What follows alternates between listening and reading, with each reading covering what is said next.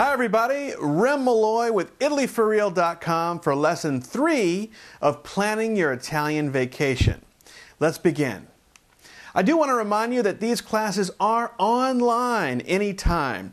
And if you are attending one of our classes in the United States in person, you can always come to the web for a refresher course. These classes are free and available to everyone. Go to ItalyForReal.com, go to our home page at the top, News and Events, and then on that page, Travel Classes. So check them out anytime you like. Let's begin. So in lesson 3, we're going to cover some great topics here for planning your trip to Italy. We're going to talk about travel insurance. We're going to cover health warnings for Italy. We're going to talk about learning the language. We'll also talk about types of accommodations you can find in Italy, and a new trend for Americans, agriturismos. So let's get started. So let's talk about travel insurance a little bit, very quickly. There are 3 parts of travel insurance that everyone needs to know about. There's baggage loss, there's medical, and there's trip cancellation and delay. And the most used part of travel insurance, amazingly enough, is trip cancellation and delay. I can't remember the last time one of my clients was sick and had to cancel their trip or lost their bags. And so, but I do know that each year, dozens of our passengers are delayed by airlines or their bags are delayed by airlines. And travel insurance will help you get your bags to your destination and give you an allotment to spend for toiletries and clothes and things like that when you arrive. So it's a great benefit for trip cancellation and delay. Cancel for any reason policies. Travel insurance companies nowadays are offering policies that cost a little bit more, but you can cancel for absolutely any reason and get your money back. I would recommend never leaving home without travel insurance. You can find out more details and book online at ItalyForReal.com. So let's talk about health warnings for Italy. Currently, people ask, is it okay to drink the water? They compare, I'm going to Mexico, I couldn't drink the water there, can I do it in Italy? Of course you can.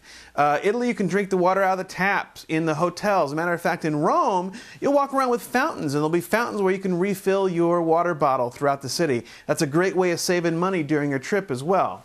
Health warnings for Italy? There are no health warnings for Italy. Go! Have fun. There are also no required vaccinations for Italy. So just make sure that you enjoy yourself, eat comfortably, drink the water. Don't worry. Learning the language in Italy. Parli Italiano?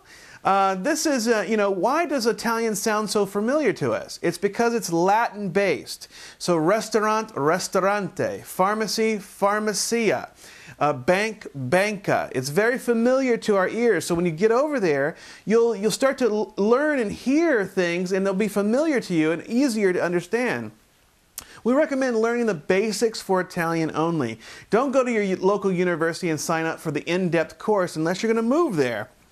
Otherwise, you're going to be succumb to what's called the shotgun effect of the Italian language. And that means that, say you take the big class at the university and you're all ready and you've gotten pretty good, and you get over there and you say something, well, the answer is going to come back to you so fast that your jaw is going to drop and you're not going to be able to speak. Italians speak very, very fast. And so we recommend just learning the basics, left, right, where, thank you, good night, good morning, things like this. And as you get there, you'll learn along the way and you'll catch up more and more. If you go to ItalyForReal.com, we have some travel products for learning the language. We have some CDs that we recommend that you learn. And we do say learn language about 30 days before your trip, so it's fresh in your head. Okay, let's talk about types of accommodations in Italy. There are several different types of accommodations, and they all run on a 5-star system. Now, there's also no such thing as B&Bs or bed and breakfast in Italy. They're called other things like pensions or agriturismos. If you see advertising for B&Bs in Italy, they're probably just catching on to that term, but they're really called agriturismos, pensions, things like that. Now there's a scale right here between 1 and 5 stars, and we recommend the best value for your travel dollar usually floats in the 3-star range. Sometimes 4 now that the economy has adjusted prices a little bit, but those are going to be your best bet. And the experts at ItalyForReal.com have inspected over 5,000 hotels, and we have a database of fully inspected properties. One of the things that ItalyForReal.com does is we actually travel to Italy and look at the hotels. So we know the difference between room 104 and 105. And we make sure that our clients get the best quality products and hotels when they book with us. So give us a call and we'll hook you up. So, you know, one of the new things that are going on in Italy right now is called agriturismos, and it's very new to American travelers. Many people haven't heard of them, and it's basically agricultural tourism like that, and have apartment-style or hotel-style accommodations. And what that means for you is it's going to be a genuine experience to stay on a working farm or production of organic materials in the countryside is the most unique and enlightening experience one can have. Now, sometimes agriturismos are very nice, like this one that we know of outside of Cortona. But sometimes agriturismos can be not so nice, as this one here. You know, agriturismos can be beautifully well maintained and gorgeous places to stay, and they do offer more value for the money. Because in a hotel you have a 10 by 10 room with a front desk.